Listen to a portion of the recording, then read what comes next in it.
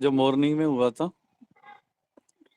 गुरु संगत जी हमें एहसास कराने आए हैं कि हम आए क्यों और कर क्या रहे हैं, करना क्या था और कर क्या रहे हैं। महाराज जी कहते हैं 12 बरस पालपन बीते, कि 12 बरस तक तो सत्संग के बच्चा ही बना रहता है।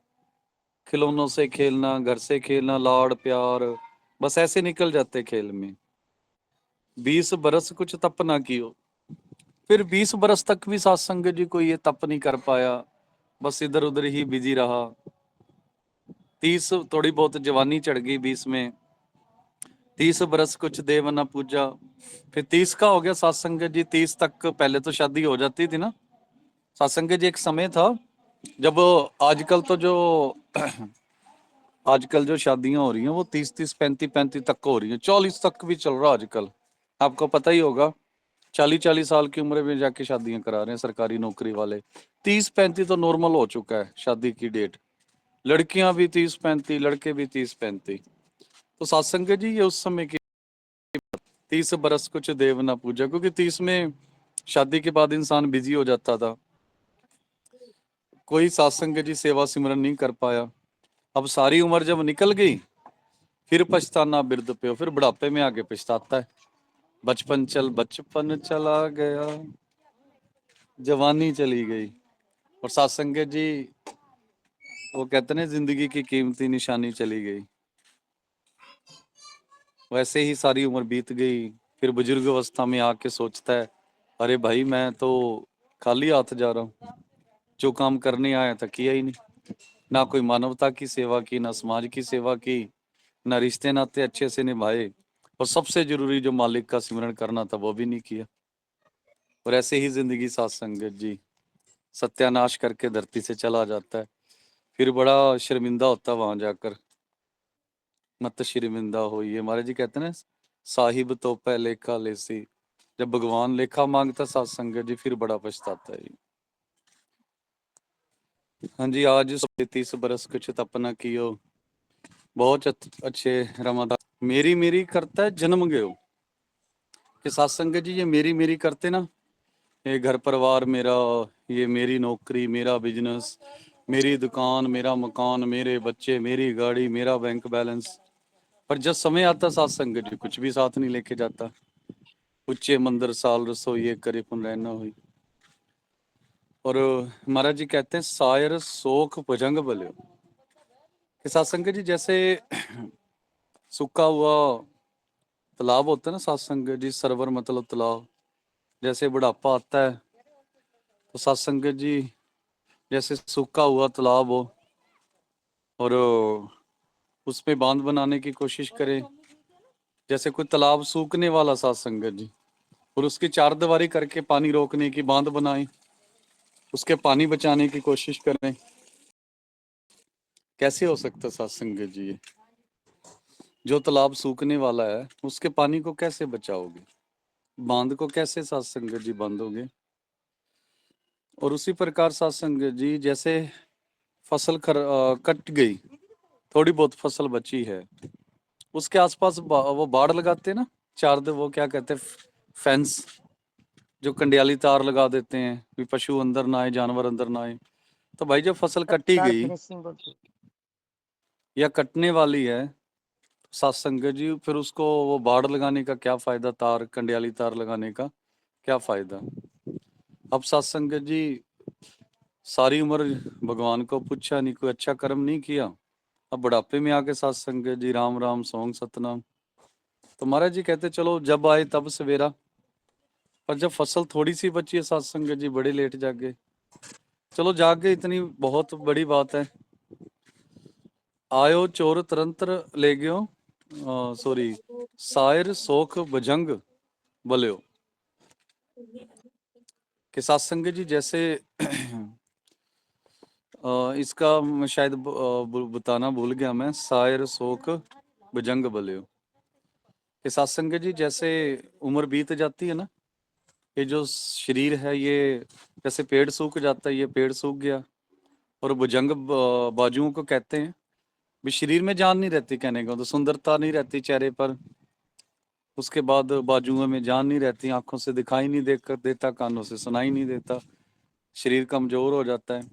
सूखे सरवर पार बंधावे, लूणे खेत हाथ पर है। और सत्संग जी सूखे तालाब को, कटी हुई फसल को बचाना चाहता है, पर मूर्ख है सत्संग जी। भाई जिस शरीर को तू अपना कह रहा है सत्संग जी, कितने भी यत्न कर लो भाई, ये रुकने वाला नहीं है। बुढ़ापा आ गया सत्संग जी, शरीर को बचाने के लिए बड़ा कुछ करते हम, कितना ही बीमार हो जाए फिर भी इंसान बेचारा कोशिश करता ही रहता है। पर सत्संग जी वो चोर जो आता है ना यमराज बनकर, वो ऐसा लेके जाता है कि कई कितने बड़े हॉस्पिटल में सत्संग जी दाखिल हो, उसने लेना तो ले ही जाना। डॉक्टर भगवान का रूप है, हमारा दर्द कम कर सकते हैं, जख्म ठीक कर सकते हैं, पर सत्संग जी जब आई हो तो वो रोक नहीं सकते। कई बार देखा होगा नॉर्मल नॉर्मल सत्संग जी इंसान चला गया और इमरजेंसी वाला बच गया, कुछ नहीं पता लगता। हाँ जी,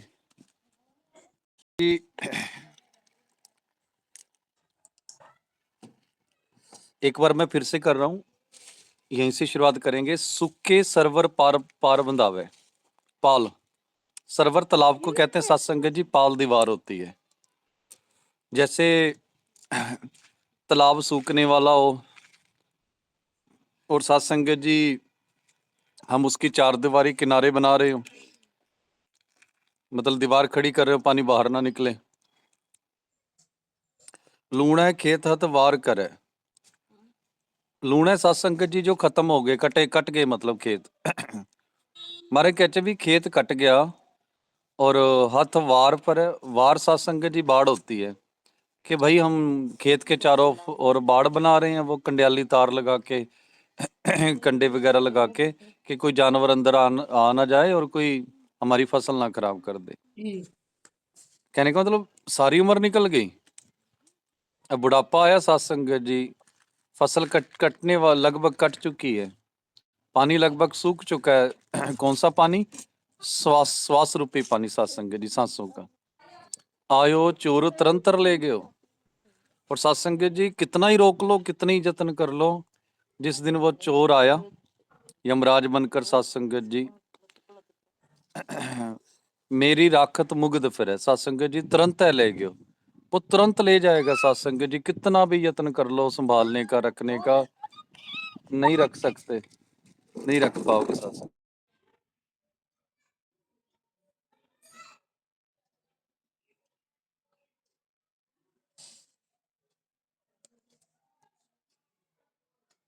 देव धन गुरुदेव जी।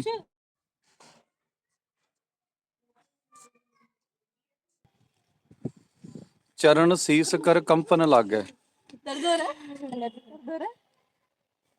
चरण शीस पर कंपन लग गए सत्संग जी। बुढ़ापे में जैसे ना हाथ पांव शीश पैर सब कांपने लग जाता है, नैनी नीर असार बह, आंखों से पानी बहता रहता है, जीवा बचन शुद्ध ना निकसा, तबरे धर्म की आस करे। सत्संग जी जब चला जाता था, कभी सत्संग में नहीं गया, अब जाना चाहता, अब चला नहीं जाता। जब वो दिखता था कुछ ढंग का देखा नहीं इसने, ना टेलीविजन पर ना मोबाइल पर। चलो तब तो मोबाइल थे नहीं, टेलीविजन थे, किताबें थी, और आज ये धार्मिक किताबें पढ़ना चाहता है, ढंग से दिखाई नहीं देता। जब जपने का समय था जपा नहीं, अब बोलना नहीं जाता तो जपना चाहता है। सत्संग जी ऐसा ही हुआ पड़ा है, जब सब कुछ ठीक था सब किया नहीं सत्संग जी, अब जब सारा शरीर जो है शमशान घाट की ओर जा रहा है, अब ये करने की कोशिश करता है। तो महाराज जी कहते हैं कि भाई अब पछताना रह गया, जितना हो सकता है भाई जप लो, जितनी की उम्र बची है सत्संग जी, श्रद्धा से, दिखावा मत करो, ये मत करो कि भाई मुझे परमात्मा माफ कर देगा ये वो वगैरह। सत्संग जी बस उसके हो जाओ, अगर बुढ़ापे में भी वापस आ गए तो बहुत बड़ी बात है। सत्संग जी बख्शे ना बख्शे उसकी मर्जी, पर दिल से आओ सत्संग जी, ये नहीं कि भाई अब मजबूरी बन गई, मजबूरी नहीं, सत्संग जी से प्रेमा भक्ति समझ आती है और कुछ नहीं समझ आता। दिल से माफी मांग के आओगे तो महाराज जी माफ कर देते हैं सत्संग जी। तो इसलिए जो जवान हैं जिनकी उम्र पड़ी है तो अभी सत्संग जी ख्याल रखें। पर पाल बंधावे, लूणे खेत अतवार करे, आयो चोर तरंतर ले गयो, मेरी राकत मुग्ध फरे। चरण ये जो शीर्ष कर संसार लोग कंपन। समय नहीं करके वो बात। जी आगे चलते हैं।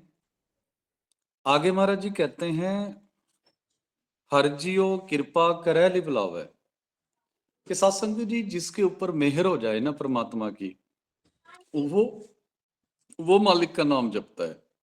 पर अब सोचने वाली बात है कि मालिक की मेहर किसके ऊपर होती है? सत्संग जी जिसके ऊपर गुरु की मेहर हो जाए। और गुरु की मेहर किसके ऊपर होती है?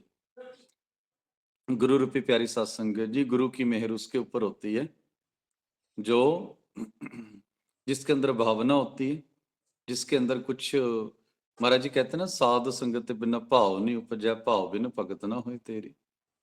सत्संग जी जिसके अंदर भावना पैदा होगी ना, वही आगे बढ़ पाएगा।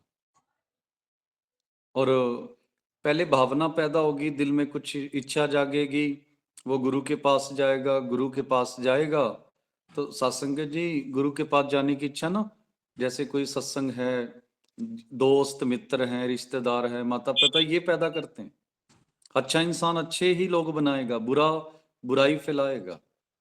तो गुरु रूपी प्यारी सत्संग जी जैसे हर जियो कृपा करे लि बुलावे, कि जिसके ऊपर गुरु की कृपा हो जाए वो परमात्मा से जोड़ देता है।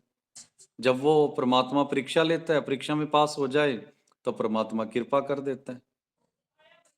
लाहा हर हर नाम, फिर ऐसा इंसान नाम लेता सत्संगत जी, गुरु प्रसादी हर तन पायो, कि भाई गुरु का फिर आशीर्वाद मिलता है, गुरु प्रसाद देता सत्संगत जी।